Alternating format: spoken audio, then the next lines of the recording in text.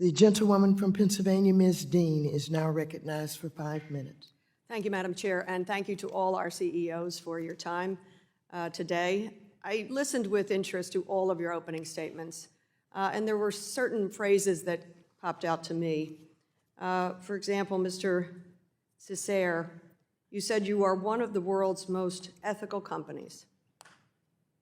Ms. Frazier, you said, and you spoke globally, that our banks are the envy of the world.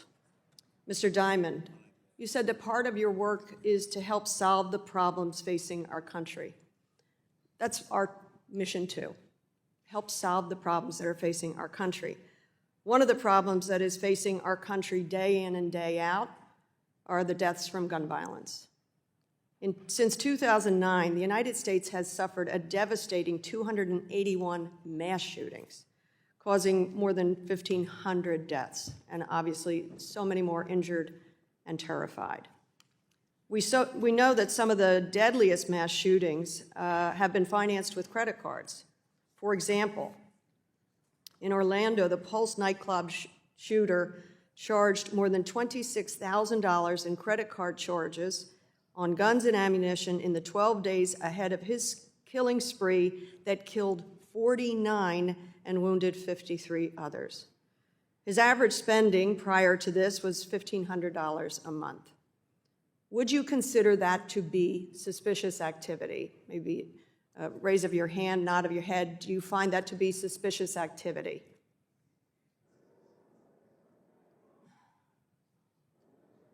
I'm seeing some sort of yeses. More facts, and we don't know what they spend the money on. We do not. Well, we have a reason to talk positively about that. There's a way for us to know. In addition, before the Pulse nightclub shooter racked up credit card debt on gun and ammunition purchases, he ran several online searches to determine whether his credit card unusual spending would be flagged and reported to the police. Of course, it was not. To your point, Mr. Diamond, you didn't know what he was spending it on.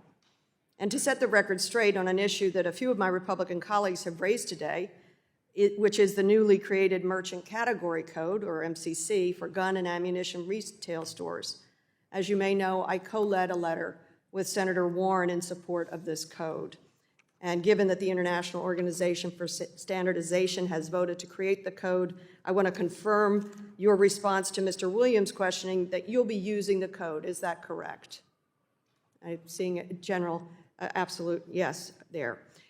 It's my understanding that you already have practices for the detection of fraud and suspicious activity. Is that generally true? Yes, we've talked a lot about fraud.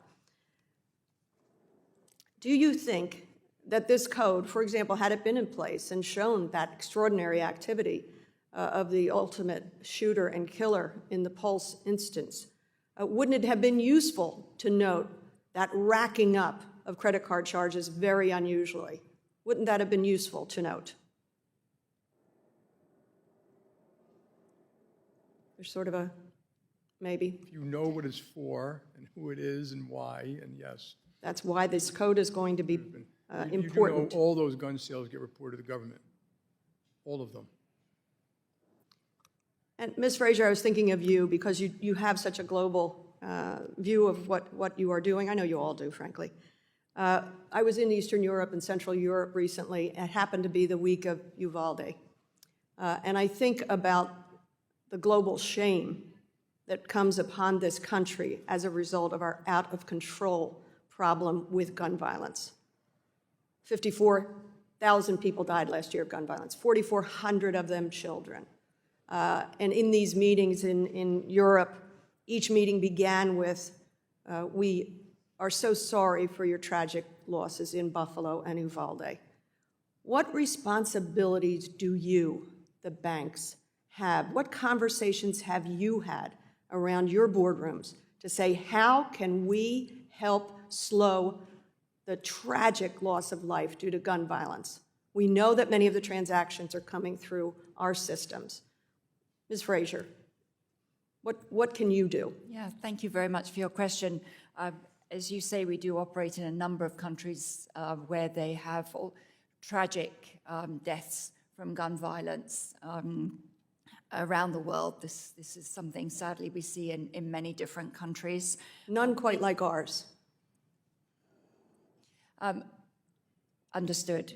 But it is problems in many countries, and we have a lot of discussions with our board and also with our employees who are concerned for their safety and their security as well, for our customers coming into branches around the world. So it is an active dialogue about what we can do to help prevent.